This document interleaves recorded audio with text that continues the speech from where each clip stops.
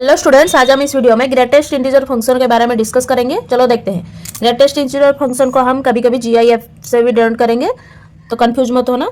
और greatest integer function को हम कैसे डिनोट करते हैं? एक्स में ऐसे क्लोज ब्रैकेट, इसे क्लोज ब्रैकेट बोलते हैं। इसे अगर ऐसा दिया हुआ हो तो ये ग्रेटेस्ट इंटीजर फंक्शन होगा। चलो देखते हैं कैसे हम निकालते हैं।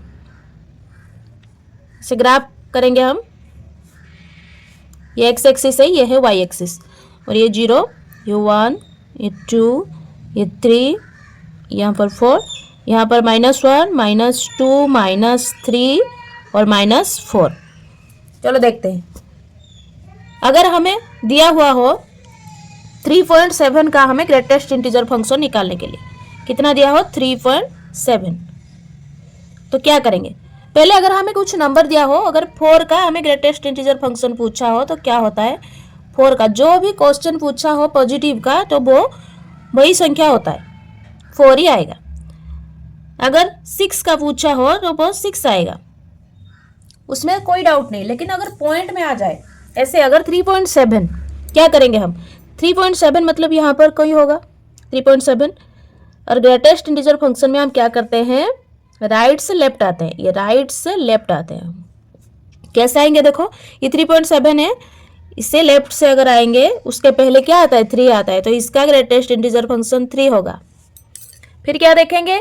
अगर 2.6 का पूछा हो, 2.6 का, 2.6 मतलब यहीं कहीं पर होगा।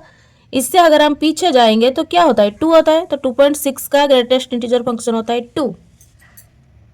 अगर 0.7 का पूछा हो, 0.7 मतलब यहीं पर कहीं आता होगा, उसके पहले क्या आता है? 0 आता है, तो इसका ग्रेटेस्ट इंटीजर फंक्शन 0 होगा। अगर नेगेटिव का पूछा हुआ हो, -2.6 का ग्रेटेस्ट इंटीजर फंक्शन क्या होगा? -2.6 मतलब यहाँ पर कहीं होगा। राइट से लेफ्ट जाते हैं हम, तो यहाँ तक हम चले आएंगे, तो क्या हो जाएगा? -3। अगर -5.7 का पूछा हुआ हो, -5.7 मतलब यहाँ पर कोई होगा, तो 5.7 के पीछे कौन आता है? 6 आता है, तो उसका ग्रेटेस्ट इंटीजर फंक्शन हो जाएगा -6। क्वेश्चन हमें कैसे एग्जाम में पूछा जाता है, चलो वो देखते हैं। अभी ऐसे हमें क्वेश्चन दिया होगा, सॉल्व फॉर एक्स, और एक्स का ग्रेटेस्ट इंटीजर फंक्शन क्या होता है? क्या दिया हुआ है? 3। तो इसे हम कैसे सॉल्व करेंगे? चलो देखते हैं। क्या करेंगे पहले? उससे पहले कुछ रूल्स देखते हैं, क्या होगा रूल्स में। प्रॉपर्टीज देखते हैं, कुछ देखते हैं प्रॉपर्टीज क्या है। अगर क्लोज ब्रैकेट में ऐसे दिया हो x और less than equal to k दिया हो, तो उसका वैल्यू क्या आएगा? x less than k plus 1 लेंगे हम। अगर x क्लोज ब्रैकेट में लेस देन k दिया हो, तो x लेस देन k होगा उसका वैल्यू, x का वैल्यू। अगर x क्लोज ब्रैकेट में greater than equal to k होगा, तो x का value greater than equal to k होगा। अगर x का वैल्यू सिर्फ ग्रेटर देन k होगा, तो उसका value x greater than k plus 1 होगा। ये है प्रॉपर्टी। 4 प्रॉपर्टी हमने लिखा है अभी।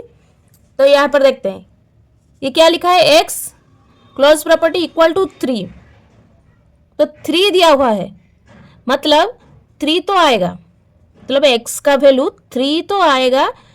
और अगर 4 से कम, अगर 3.9 दिया हुआ हो, 3.9 दिया हुआ हो, और 3.9 का हमें ग्रेटेस्ट इंटीजर पूछा होता, तो क्या होता है? वो 3 होता। मतलब 4 से छोटा जो भी नंबर आएगा, उसका ग्रेटेस्ट इंटीजर क्या होता है? 3 होता है। तो x किस किस के बीच में आएगा? 3 less than equal to x less than 4। और उसका आंसर कैसे लिखते हैं हम? x एलिमेंट ऑफ जो लेस देन इक्वल टू दिया हो, मतलब 3 भी आएगा, वो क्लोज ब्रैकेट में रहता है। और जिसे हम नहीं लेते, 4 को हम नहीं लेंगे, 4 से पीछे जो भी नंबर आता है, उसका ग्रेटेस्ट इंटीजर फंक्शन 3 होगा।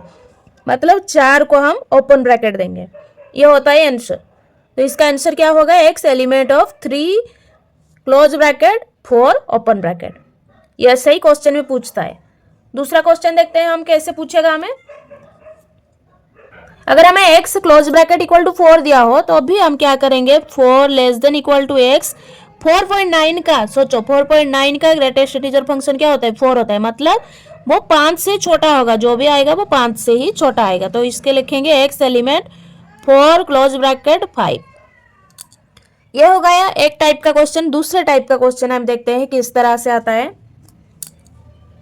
देखो अगर ऐसा दिया हो 2x माइनस 1 क्लोज ब्रैकेट मतलब greatest integer function equal to 3 और सॉल्व फॉर x पूछा हो, सॉल्व फॉर x, तो क्या करेंगे हम, पहले 3 दिया हुआ है मतलब उसको लेना ही लेना है, तो 2x माइनस 1 लेस देन क्या आएगा 3.9 का, सोचो 3.9 का ग्रेटेस्ट इंटीजर फंक्शन क्या आता है, 3 आता है, मतलब 4 से छोटा आएगा।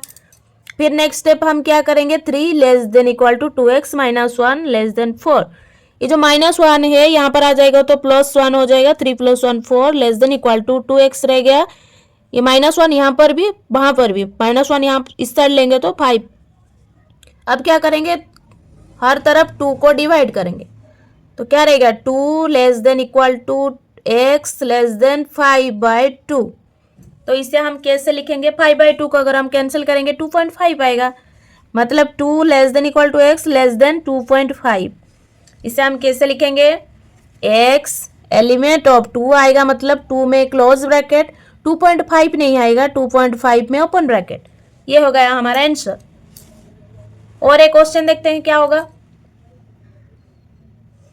अगर हमें दिया हुआ हो x + 1 इक्वल टू 5 और पूछा है सॉल्व फॉर x,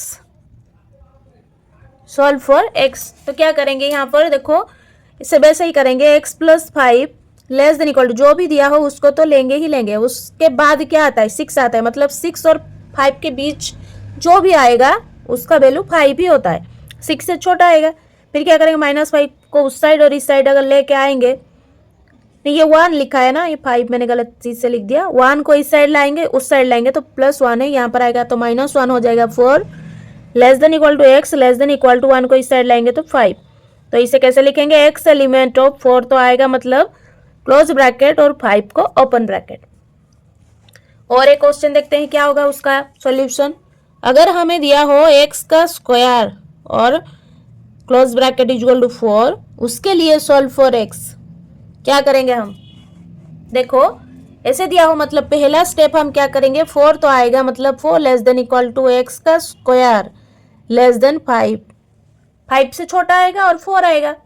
फिर क्या करेंगे, नेक्स्ट स्टेप में x स्क्वायर लिखा है मतलब 2 टाइप का सॉल्यूशन हमें दिखने के लिए मिलेगा, क्या क्या, +-2 आएगा मतलब 2 आएगा less than equal to x less than 5 का रूट क्या होता है, √5, एक ये आएगा, दूसरा और एक है +-2 आया था, प्लस तो हमने ले लिया, अभी माइनस रह गया, minus less than equal to x less than √5 का भी minus plus minus √5, root over अगर स्क्वायर अगर उस साइड जाएगा तो इसका भी -√5 रह गया।